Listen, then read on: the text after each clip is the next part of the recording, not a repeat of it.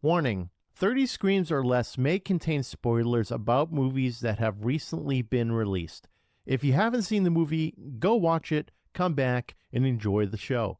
Or, if you don't want to waste your time watching the movie and rather have two random horror dudes watch it for you, we got you covered as well.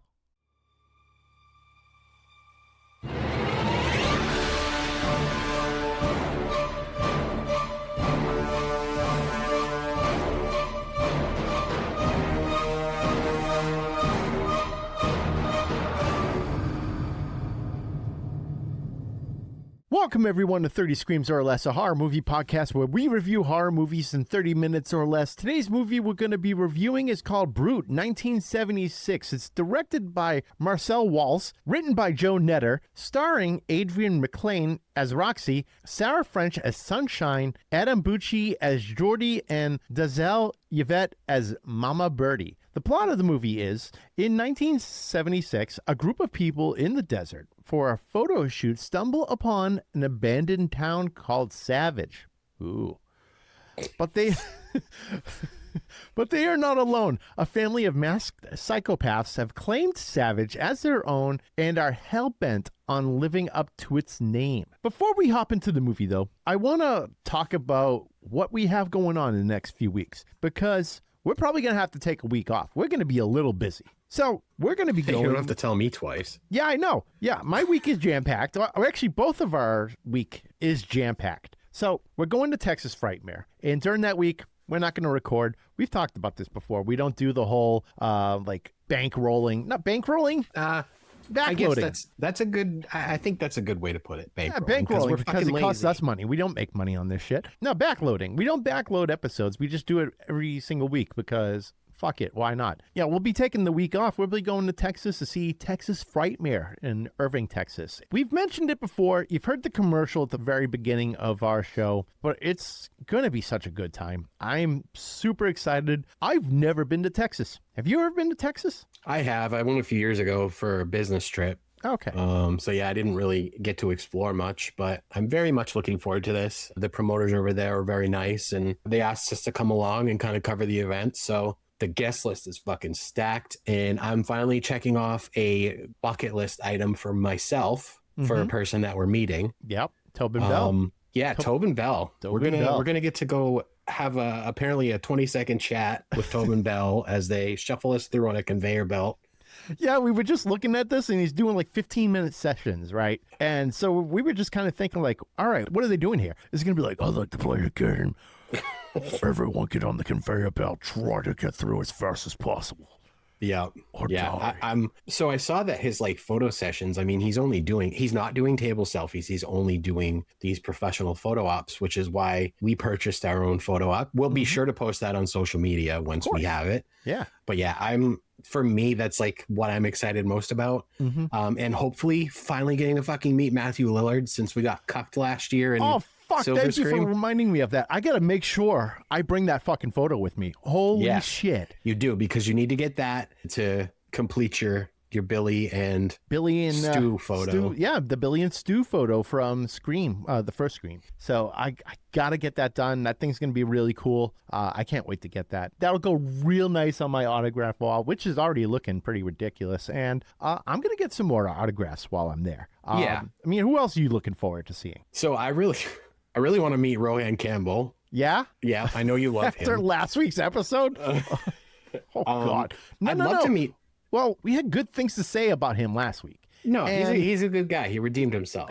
He redeemed himself, but like his career path is on a different trajectory to us now after seeing his version of Silent Night, Deadly Night. Yeah, exactly. So will I be that guy that will go up to him and be like, Halloween Ends, not great? No. Maybe I will meet him and be like, Silent Night, Deadly Night was fucking great. And if he says, what'd you think about Halloween Ends? I'm going to be like, listen, I don't want to talk about this. I don't want to talk about it. Yeah, we'll move on to a different topic. I'm just here to like meet you and say that Silent Night, Deadly Night was fucking great and go on with my day. And then hand him a business card and be like, here, check out our podcast. We just reviewed your movie. Yeah. Well, oh, God. I'm like putting my foot in my mouth on this one. Yeah, don't. We're supposed to be promoting the convention. I know. Like...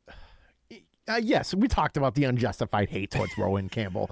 But I have a newfound respect for him. I'm just a fucking judgy man. You're a hater? I'm a hater. I'm such a hater. But you know what? I'll meet him. And yeah, I'll say good things about him. Good things about Silent Night, Deadly Night. And again, we won't talk about Halloween Ends. But Rohan Campbell is going to be there. McKenna I'm Grace. excited to meet our guy, Billy Pond, finally. I mean, we've been working with him for a couple of years now in various capacity, and we've never had the opportunity to meet him. So I am looking forward to that. Dude, the three of us, we got to partake in some alcoholic beverages. Hell yeah, brother. Hell yeah, brother. You know, I say that on the stage now just for shits and giggles. Do you? Yeah, and people actually respond really fucking well to that. Do they laugh? No, they chime in. Hell yeah, brother. I go, hell yeah. Then you hear someone say, hell yeah, brother. And I'm like, oh, okay, hell yeah, brother. And then it turns into a bunch of people saying, hell yeah, brother. It's because they listen to this podcast. That's exactly why. Yeah. So McKenna Grace, I'm looking forward to seeing her. Yeah, that'd be cool to, get some of this, if you bring some Ghostbusters stuff. Oh, God, I have so much Ghostbusters stuff, man. And then obviously she had a coffee break in Scream 7. Yeah. Like that was a 5-second kill. I love how that's like at the top, right? Which makes sense. It's like the newer of her movies, and it's more of a horror movie than all the Ghostbusters stuff. All the Ghostbusters stuff's more like a, I don't know, supernatural type movie. Her career is about to take off, though. Did you see that she's in the Scooby-Doo live action that Netflix is making? I did not see that. Yeah. I forget what character she's playing, but they did start filming that recently. I'm going to go with Daphne.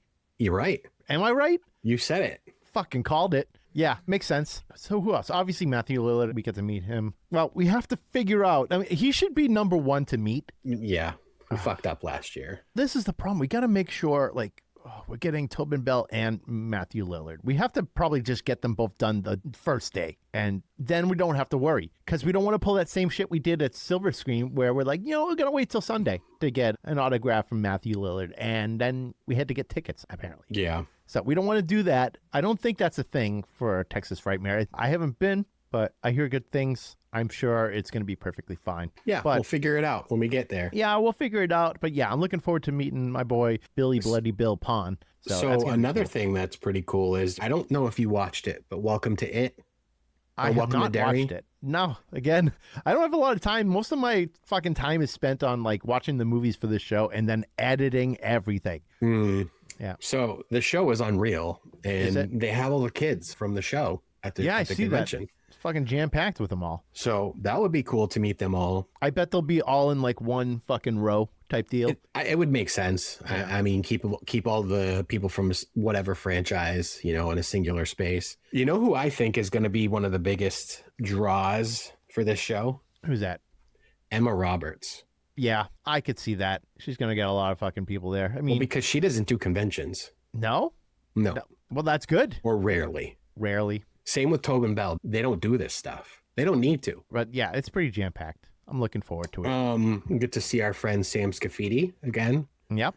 We were emailing back and forth. Yeah, we were emailing back and forth not too long ago. We have to buy her that drink that we promised her when she was on our show. Shit, that's right. Well, I'll go back and rewatch it and just make sure that we bring the right thing. I'm sure we can find it in Texas. They got like drive-through liquor stores there. Oh, hell yeah, brother. Hell yeah, brother. Fuck We're going to be there for 5 days or something, so... Well, let's think. Thursday, Friday, Saturday, Sunday, Monday. Or we fly out on the 5th day, so 4. Technically, yeah, 5 days, really, because we're leaving early in the morning on Tuesday, I think. Okay. But, we're leaving early on Thursday next week. Next week? Yeah, next week. Not worried about it. And we're going to a show on Wednesday night. Oh, my God.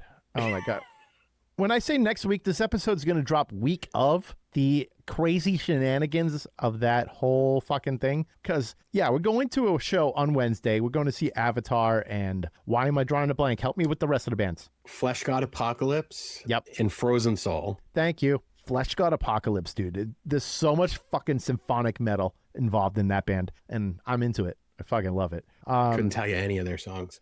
Give it a whirl. It's fucking great. I haven't listened to them in a while, but I always enjoyed whenever they were on. But man, this is going to be good. I can't fucking wait. Shit. I mean, Billy David Zane? Arquette's going to be there. David Arquette? Yeah. I'd like to meet David Arquette. I mean, we had the opportunity when he was at Silver Screen, 2 years ago? And we done for whatever up. reason, we didn't do it. Yeah, we fucked up. Whatever. It happens. Here's another shot. Yeah. I mean, I might meet Stephen Dorff because I know Stephen Dorff from The Gate, which I've always loved. Have you ever seen The Gate? I don't think so. Ooh, that's a good one. That movie is genius photography. Okay. So they do a lot of the, do you remember in, like, you might know this better. Do you remember in Elf where they didn't use computer effects to give the appearance of Will Ferrell being ginormous compared to the elves, right? Mm-hmm. What they did was camera tricks and like depth perception. And that's what they did for The Gate, because there were like all these little monsters kind of running around, and it's just full-blown size people in these big suits, and they used depth perception to make it seem like they're fucking tiny against bigger objects. It's pretty fucking wild. They did some really cool stuff in that movie, but it's basically he opens a portal to hell type thing. Okay. Yeah, it's good. But yeah, he was in Blade. He played the main antagonist, so I think I'll meet him. Oh yeah, he was in that shitty Leatherface movie too. Yeah, the one where they were building up that town. Was that yeah, was that the Netflix one? Yeah. Okay. Yeah. There. Who else is really? Oh, Mitch Pileggi. I'd like to say hello to him. Yeah, that'd be cool. I loved Shocker, you know, the OG. Oh, yeah. Shocker. Obviously, X-Files, a couple Supernatural episodes.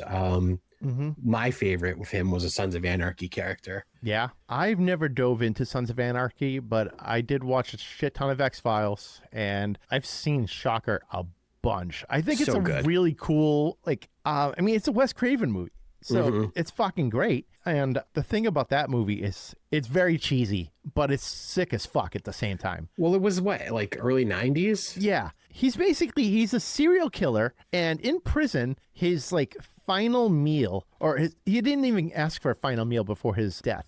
He asked for like a TV, and like he was doing some voodoo shit for the ability to just travel through electricity and go in through the TV and shit like that. So like his whole thing is like, now that he's done his voodoo, he's able to like go through electricity and shit like that. And that's what they tried to do. They tried to fucking electrify him with the chair, and yeah, that didn't work out too well. The poster for that movie is hilarious. I'm looking at it right now. Yeah, it's sick. The quote on the top, on October 2nd at 6:45 a.m., mass murderer Horace Pinker was put to death. Now he's really mad. Yeah, he's really mad.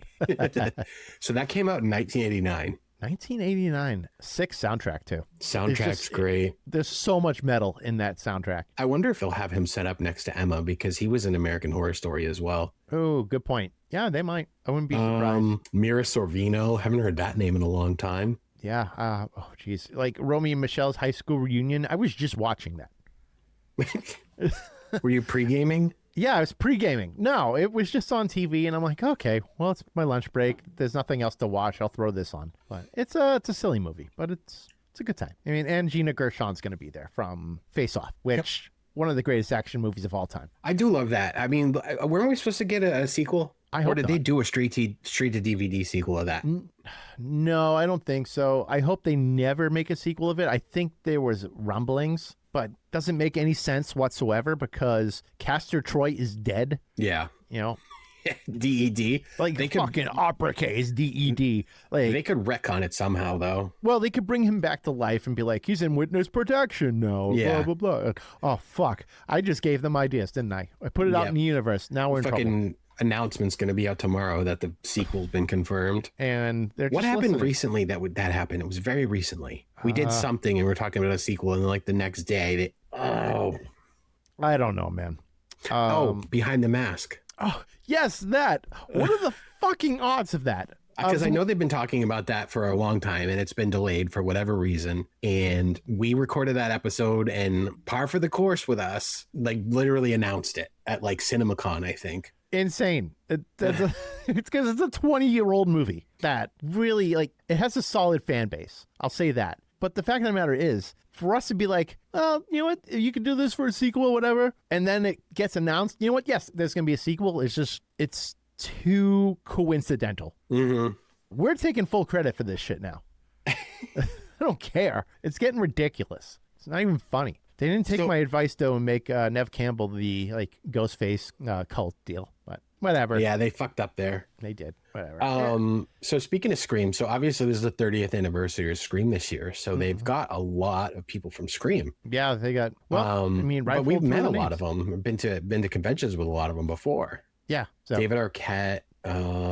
Who else Skeet do we Ulrich. have? Skeet Ulrich, Matthew Lillard, Roger Jackson, Yep. Jamie Kennedy, Yep. Lee Waddell. Yeah. Just a whole fucking bunch of them.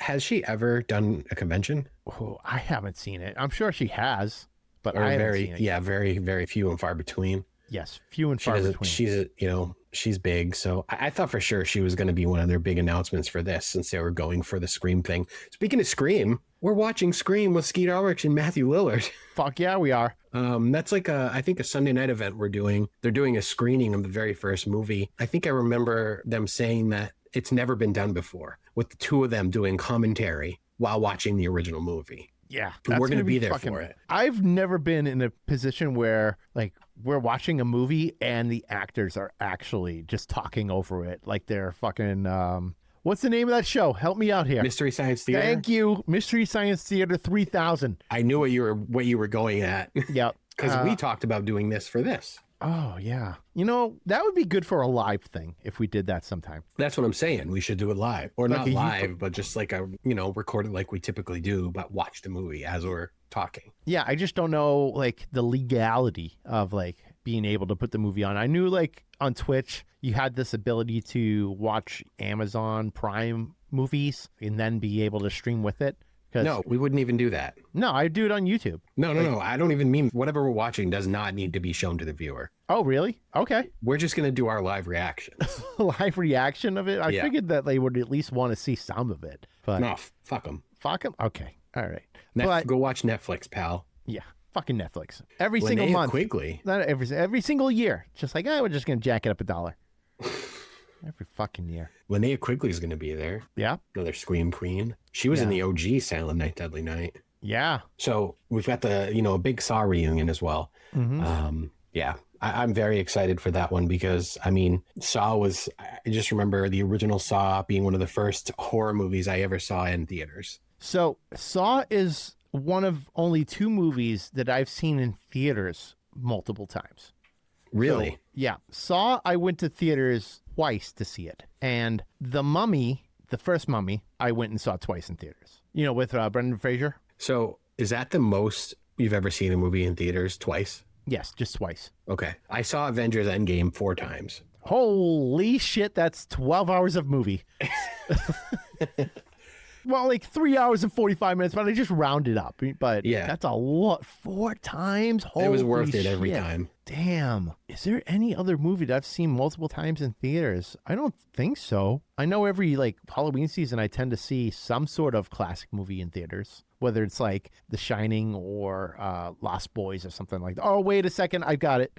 Jaws. I see Jaws every summer. Yeah, you do that at Chunky's. Yeah, every single summer I see it in theaters at Chunky's, and it's a good time. So I usually get a bucket of beers and a Kevin Bacon burger or something. A bucket of Gansets. Yeah, and every single time, we're just crushing them, just pounding beer, crushing, pounding beer, crushing. The first time we did it, we got obliterated, and his wife had to pick us up, and that was hysterical. She's like, "Oh my God," because we crushed 2 buckets of beer. So it's a lot of beer. Is that like 12 beers? Yeah. Oh, I get a fucking headache after the first one. I can't hang that much anymore, man. Yeah, I know. Fuck. I know you can't hang anymore. No, not that much. I get fucked up off of nothing now. Hey, it's cheaper. But we've been talking a lot about this convention. We're super excited for it. We can't wait to go. By the time you're hearing this episode, we'll be there in 2 days. Yeah. No, 3 days. We'll have a wrap-up episode, too, when we get back. So you'll get to hear all about our experiences. And then, hopefully they'll have us back in 2027. Yeah, so this will be the last movie we're reviewing for the next couple weeks. And then we're back to business per usual. Unless Steve finally lets me quit. It's not going to happen. It's in your contract that you can't quit. That's your problem, bud. You signed in blood. Fine, whatever. I'm a stickler for the law.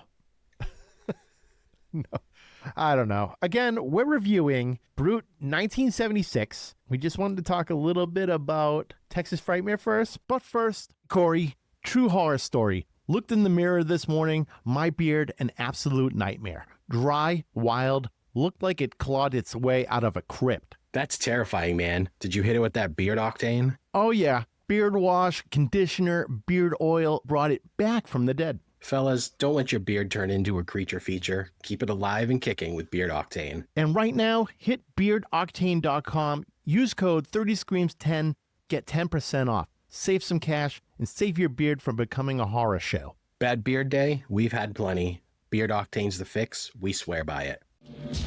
It's here. It's terrifying. It's Texas Frightmare Weekend, May 22nd through 24th at the Irving Convention Center. Meet your favorite horror icons from Scream, Saw, Leprechaun, Texas Chainsaw Massacre, Mimic, and more. Plus other events and horror merchandise. Don't miss out on the Southwest's premier horror convention, Texas Frightmare Weekend, May 22nd through the 24th at the Irving Convention Center. Visit TexasFrightmareWeekend.com.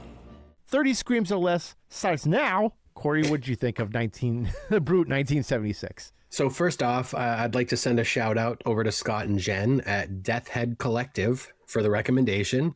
We always love getting recommendations from people that listen to the show. If you have more, email them to us, tweet them, whatever. Make sure you head over to their website at www.deathheadcollective.com and buy some artwork. So they have a lot of stuff drawn by real life serial killers. They work with these, people. And they have a lot of stuff from the Happy Face Killer himself, Keith Hunter Jesperson. Don't know if you're familiar with him, but I've heard of it. Yeah. Doesn't he not allow, he can't do smiley faces now on his shit, right? Like he can't. From what I understand, he can't because they actually have their own podcast, Sex, Love, and Serial Killers. So check that podcast out too. Every week they talk about a different serial killer. That's a good time. I'm actually going to have a painting from Keith Jesperson soon myself. That's the one I told you about today. Yeah. A custom prison commission. Custom prison commission. We live in a fucking interesting age, Corey.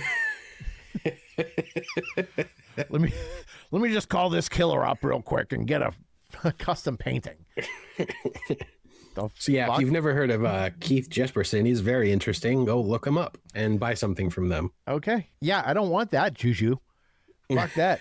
Next time I'm going over your house, I'm bringing sage and I'm just gonna fucking burn that shit. You got some fucked up stuff now. So yeah, what'd you think of the movie? All right. Like I told you, Scott and Jen, don't block me after this one, but put this one straight onto the 30 Screams or Less wall of shame. This movie basically felt like someone watched A House of a Thousand Corpses once, took 0 notes and said, yeah, let's just do that again. We love slashers, but this thing was a complete mess. Maybe with a bigger budget and a cast capable of delivering dialogue without sounding legally obligated to be there, this could have been something. Woo! Damn. Ruthless.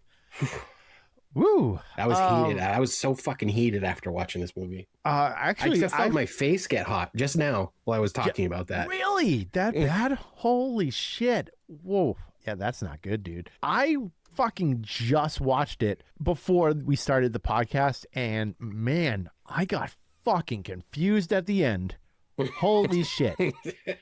I'm like, what is happening? But I could definitely see that there was similarities to House of a Thousand Corpses. I got a lot of that, especially with the walk to the church that they had, the little church. They were doing that slow motion walk because they did that in House of a Thousand Corpses where they were like walking to people and they had their bunny suits on and shit like that. And Otis had like the white makeup, that type deal. I got vibes of House of a Thousand Corpses with that, but that ending was so confusing because I'm like, okay, why are they doing this? Because of technology? I'm like, what?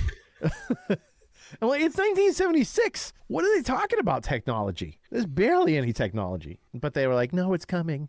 Obviously we'll get to it, but it had a lot of similarities to House of a Thousand Corpses, Texas Chainsaw Massacre, and The Hills Have Eyes. So it's kind of funny that I feel like the director was kind of self-aware because they made a reference to Texas Chainsaw, like they said it in the beginning of the movie. Yeah. So here's my thinking is the year is 1976. The Texas Chainsaw Massacre came out 2 years prior. You would think that you see a ghost town, you see some fuckery with like abandoned shit, like there's a cave and stuff like that, that maybe you don't fuck around with that. I agree, especially where the characters themselves mention the movie. They know it exists. Yeah. So and then they relive it. Exactly.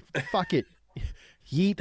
Eating themselves into death because fuck it. So yeah, it starts off with these two girls. It turns out that they were actually going to meet their friends later on, like they were just meeting up at a certain location, whatever. They're in the middle of the desert, basically. And I've driven through the desert, and like they pulled over in the movie because their car broke down. I've driven through the desert, and it's like that. It's fucking barren, dude. There's no one around. No one's driving on the road except for you for the most part. And I was like, oh shit, that's a little scary, because if your car breaks down, you're fucking walking. Or like in this day and age, you can actually call someone, as opposed to back then where you're like, I guess we'll do smoke signals or fucking light a fire or fucking, I don't know. No, I'm going way too far back. Now, they were thinking about hitchhiking even. And I'm just like, oh, that's such a bad idea. Don't do that. But I mean, that's when a lot of serial killers were happening anyways, right? In the 70s and 80s. Oh, yeah. So a lot of people, when they was hitchhiking, that's bad news. It was like 3 decades of serial killers, because it happened like in the early 90s too.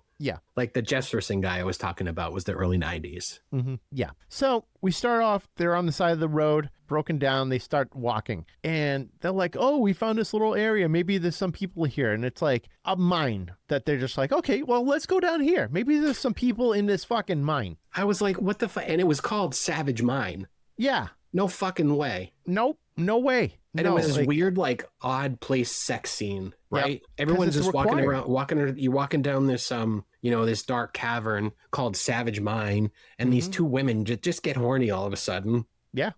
Right? Yeah, actually, what's her name? I wrote her name down. June. Yeah. So June's like, just runs into the fucking cave, and Raquel is just like, okay, I don't really want to go in here. Don't blame her, but she decides to walk in, and she sees that June fully naked, head to toe, not a single inch of clothing on her, just in the middle of this cave, this mine, whatever. And then, they start having fun. Good for them. I probably wouldn't have done that. They don't know that area. Anyone could have been there, and someone was obviously there. So she fucking got, not annihilated right away. It ended up happening later on, but, they found her completely naked. She was all bloody and stuff, and she's telling Raquel to run. Raquel lights someone on fire, who I didn't see any burn marks later on in the film from one of those people. So I don't know. There were some continuity issues in this movie. Yeah, for sure. Like, for instance, towards the end, actually, while Raquel was running through the mines, she like fucking twisted her ankle into oblivion, and it was just like fucking flopping around. That's happened to me before. It sucked so bad. You had a wet noodle ankle? Yeah, I had a wet noodle ankle. I was running as a kid, and I just fucking like twisted my ankle, and I felt like, the ball joint of the ankle on the side. Okay, that hit the ground. So it was. Oh, God, I learned how to do everything with my left foot. So that fucking happened. That sucked. But later on in the film, she was walking perfectly fine with this fucking dead ass ankle. So, okay. Maybe she healed up like within a couple hours and like, oh yeah, I'm perfectly fine. Even though this thing was basically dangling off earlier. Like, she was trying to chase after her friends who were like in the van in that area, just trying to like call her. And you see her dragging her ankle behind her. Like, okay. So it went from fucked up to like, oh, perfectly fine, walking around, no big deal, not limping or anything. Ice pack, real quick. Yeah, ice pack. She got an ice pack in the desert. Cortisol shot, whatever, right? Cortisone? Yeah, cortisone. That's right. Cortisone shot. Just, she's fine. No big deal. So yeah, and then we start actually meeting the main characters. So you've got Roxy, and then there's Sunshine, and there's a few others. Roxy and Sunshine, those are the ones to remember because they tend to be the pivotal characters, which I honestly thought Roxy was not going to be the final girl. I honestly didn't think it. I thought she was just going to be like another one of those side characters because she didn't have a lot of focus on her to begin with. It was more about Sunshine and Raquel. And then just out of nowhere, they pivoted to it being more about Roxy. So it was interesting.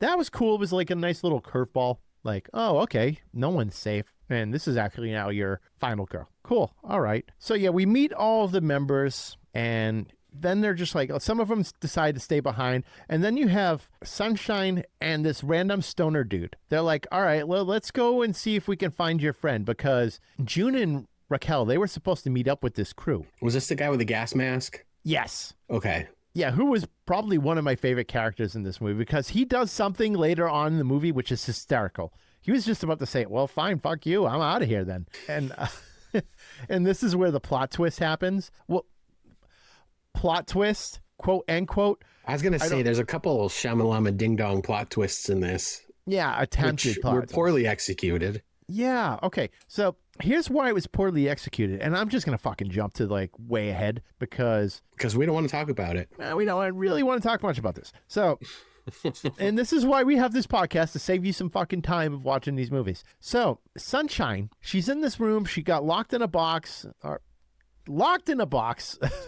quote unquote, because there was literally just a small ass rock on top of the box. She could have easily pushed this friggin' lid up, but then you have like the stoner dude. He takes the rock off the box and she's able to get out, and he's just like, fuck this, let's get out of here. We gotta go and fucking get help and all this shit, whatever. And she's like, no, I don't want to go. I'm too afraid. And he's like, all right, well, fuck you then. I'm out of here. And she's like, no, don't leave me. And then we find out she actually ends up stabbing him while, was it Daisy or Daphne? No, I think it's Daisy. Daisy. Oh, Daisy. Yeah, the guy with the mask. Yeah. Daisy, who had the mask on and was wearing June's boobs. I legit thought that was the guy from Dune the first time I saw him. Really? Okay.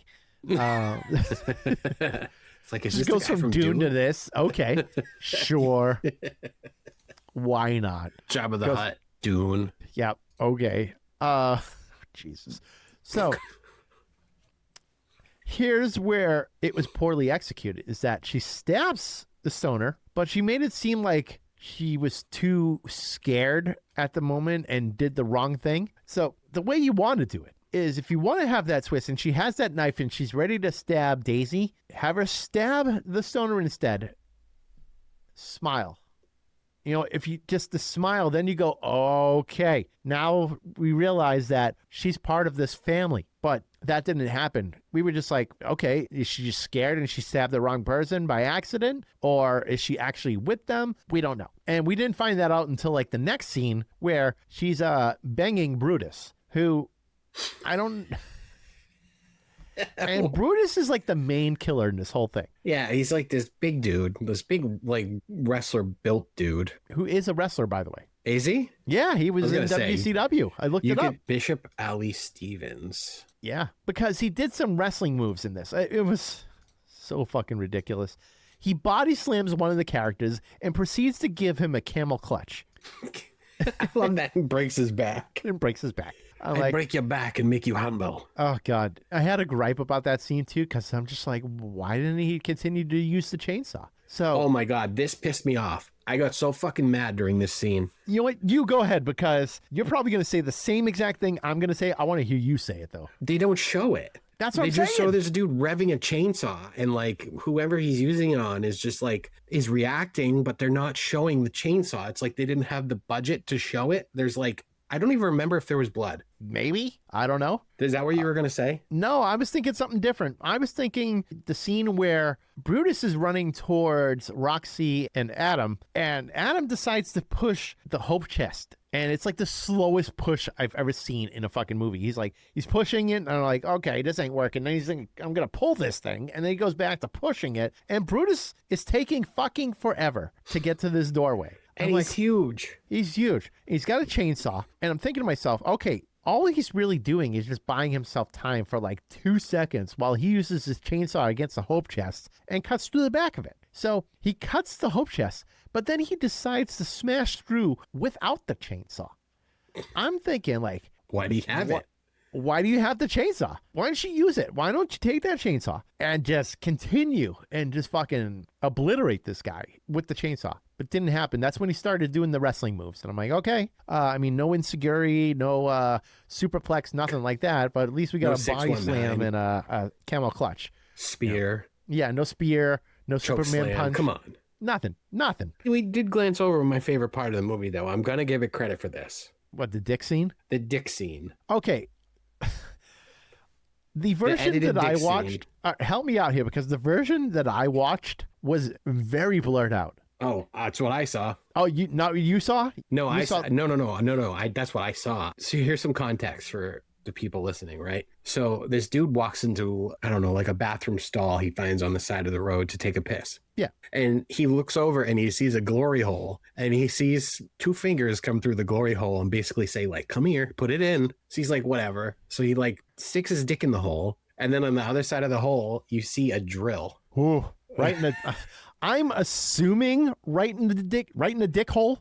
Oh yeah, he got a drill bit right in the urethra. Oh, But gross. still, for whatever reason, it was blurred. I looked this up afterwards, and I guess the Blu-ray version of this film is the only one that doesn't have that edited. Really? So if you watched any version digitally, like we did, it's blurred. It I looks don't like know a why. big, I don't know. It looks Maybe like a it's big like a rating giant thing, but- construction paper piece just blocking the fucking hog. It's like just fucking moving around on the screen. I'm like, what the hell is going on it's here? like it's I don't know. It's hard to describe the way that they censored this fucking thing. My guess is if they didn't censor it, it probably would have made it rated like NC-17 or NC-17. What was it rated anyway? well, probably unrated. Well, no, it's probably rated R if you're going to be removing a giant hog scene like that. Don't know. Hey, I saw Dewey Cox, Walk Hard, the Dewey Cox story, and there's plenty of Cox in that. And I remember seeing that was rated R.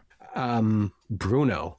I remember seeing Bruno the in talking theaters. dick in Bruno. Yeah, but there's that one scene where the helicopter. Yep. So you're seeing that in theaters on a giant screen, and it's just a fucking dick swinging around in circles. Yeah. But yeah, not blurred. No, not blurred. So what's the excuse here? My guess is the mangled dick. That's the only thing I can think of. You don't need to show a mangled dick. Yeah, Just show the dick coming through the hole. Yep. We want to see mangled dick. Yeah. God, what is wrong with us?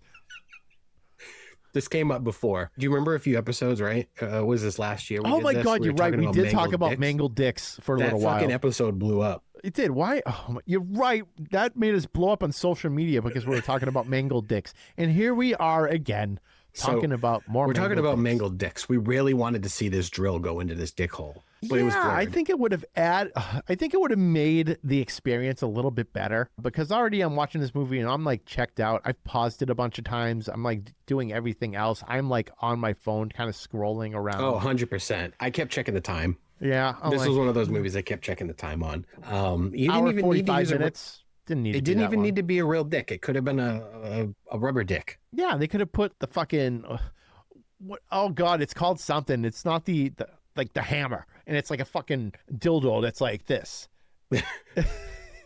A rubber fist? It's basically like a forearm and fist in length, and it's like a baseball bat. It looks like a baseball bat. If you ever find yourself going to an adult shop, it's there. You'll see it. It looks like a baseball bat. Cheap plug for whatever Steve's talking about. Yeah. Those are going to be sold out across the country now, whatever you just promoted. Fucking people everywhere that have softball games and they're just fucking swinging this giant ass dildo and fucking. People are going to be softball, more like hardball. People are going to be walking into sex toy shops now, asking to be like, "Hey, you got that dildo Steve was talking about from 30 Screams or Less?" You never know. It's like from an elbow to a forearm or something. You mean this fist one? They actually probably have a fist one. Nah, that's a thing. I think a fist. It is a thing. It's called the challenge. We sent a fist to one of my friends before as a joke. Oh my God. Yeah, he was living with his grandmother at the time. She opened the package. He was so mad. Yikes. Oh my God, that's funny. Yeah, so no mangled dicks this time. There was a ton of foreshadowing leading up to that scene because they mentioned how the dude has a giant package once. I'm like, all right, I think they're going to get into something with the package. And then the photographer dude is like mentioning it again. I'm like, okay, this is foreshadowing all day. So, yeah. Yeah, a lot of pre-dick talk before he got a drill. Yeah. I mean, you only have to say it once because you don't just be like, wow, he has a huge hog. And then it's just a throwaway thing. I think we've been talking about this dude's dick for like 15 minutes. It's half the film because of how big it is. It takes up the whole film.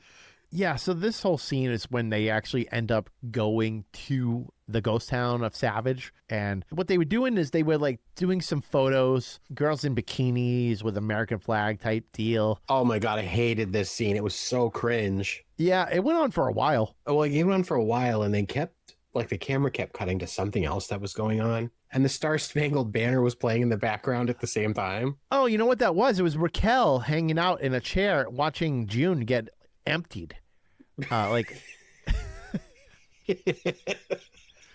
While the Star Spangled Banner is playing.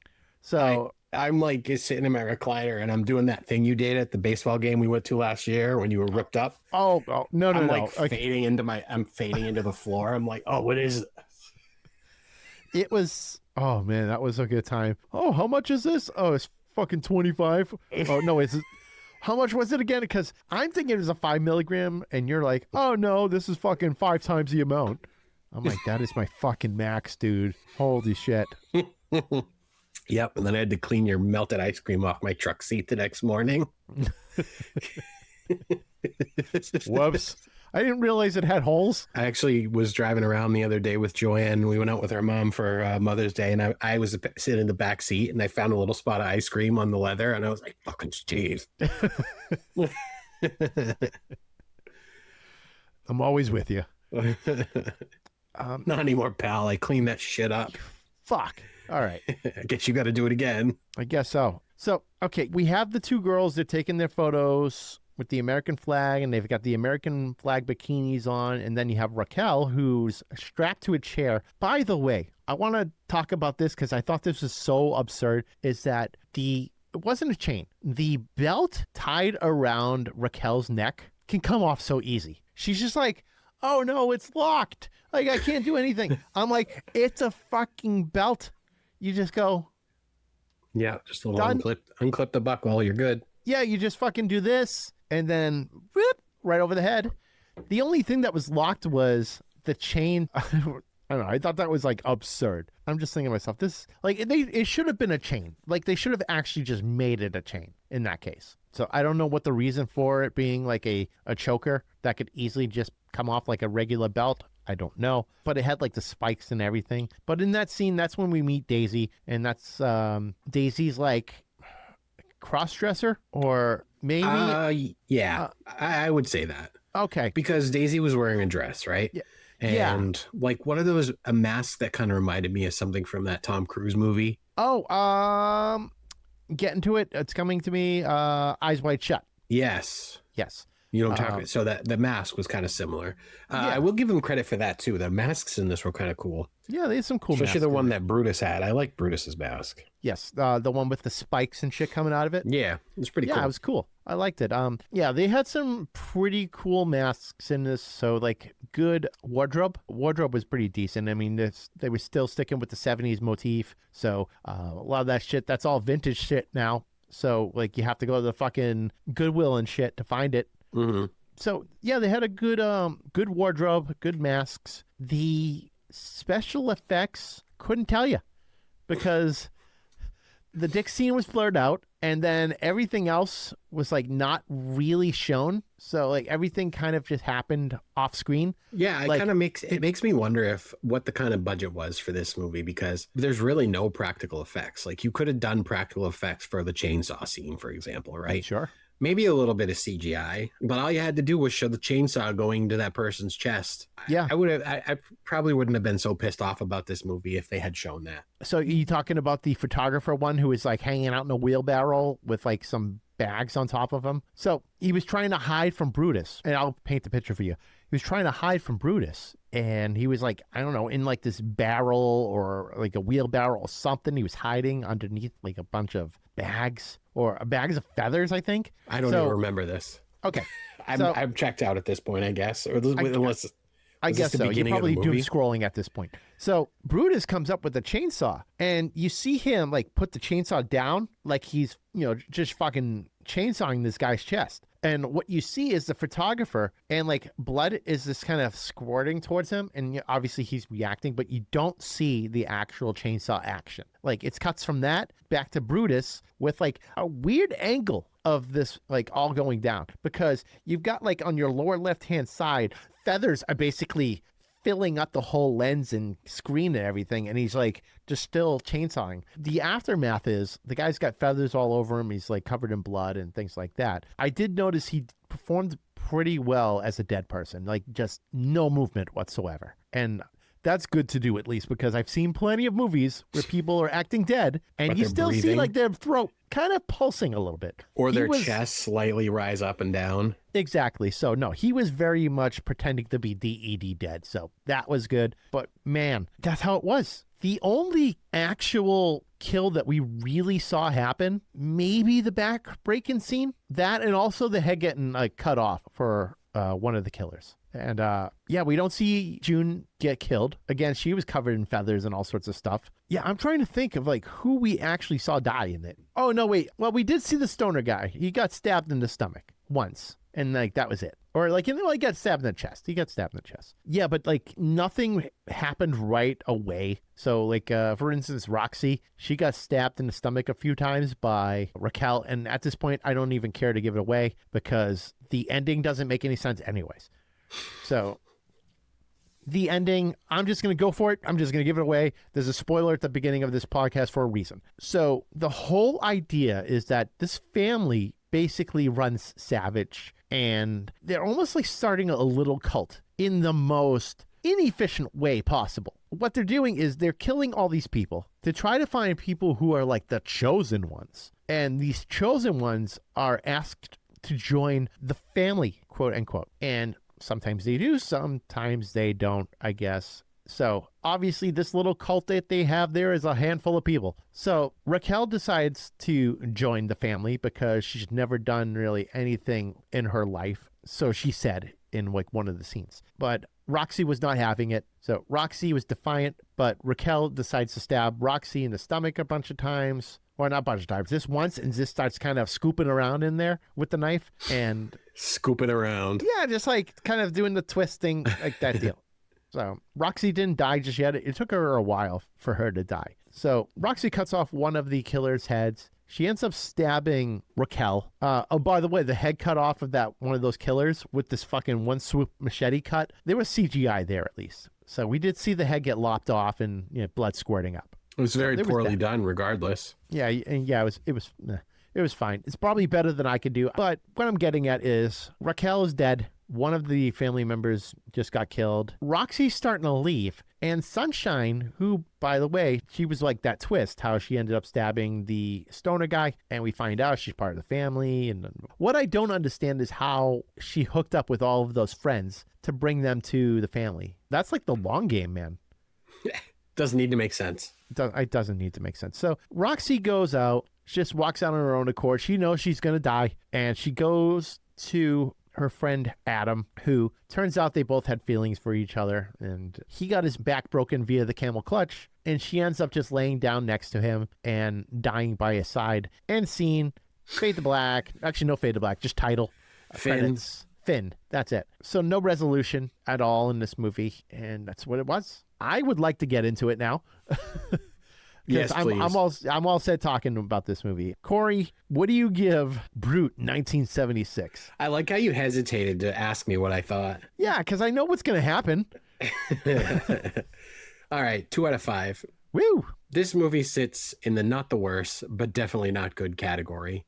The acting is horrendous from start to finish, and it's honestly impressive in a weird way that nobody managed to stand out. The synth score started off promising because it reminded me of those classic 80s slasher soundtracks, but then it just beat us over the head with the same fucking 2 songs over and over and over again nonstop, like it discovered royalty-free music for the first time. Yeah. The only reason I can't fully bury this with a 1 out of 5 is because the movie wears its Texas Chainsaw Massacre inspiration proudly, and that filthy, chaotic energy still works for me. Yeah, it still works. You know what I would have liked to see, though, is a grainier look on this film. Yeah. And we talked about this before with Dolly. If you're going to do Texas Chainsaw Worship stuff, give it that grainy look. Make it look like it's from the 70s, especially if you're going to do a time period of the 70s. Make Just a fucking Snapchat filter on it. I mean, this day and age, you could fucking do that. No problem.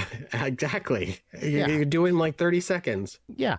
I mean, there's loops that you can download online that are royalty free that you can just throw right on top if you wanted and give it that grainy look. I mean, obviously, the real way to go would be to use like an actual film camera, not digital. That would be the way to go. But if you don't have that, I mean, that's like a next best scenario. It's not the most ideal thing, but it gives it a grainier look at least. So I'm going to go the same. I'm going to go with 2 out of 5 on this as well. It was fine for a while, but then I got extremely confused by the ending where the motive was based on the progress of this country and the technology, and they're weeding people out to find chosen ones like Roxy or Raquel to join their cult family. It just seemed like a weird premise and a reason to find these chosen ones and stuff. I don't know, it was weird. It was kind of like they were trying to form a massive cult, but in the slowest, most convoluted way possible. That's not what you do. If you want cults, like, you go and you recruit. You don't kill people. Yeah, Steve's an expert at cult recruiting.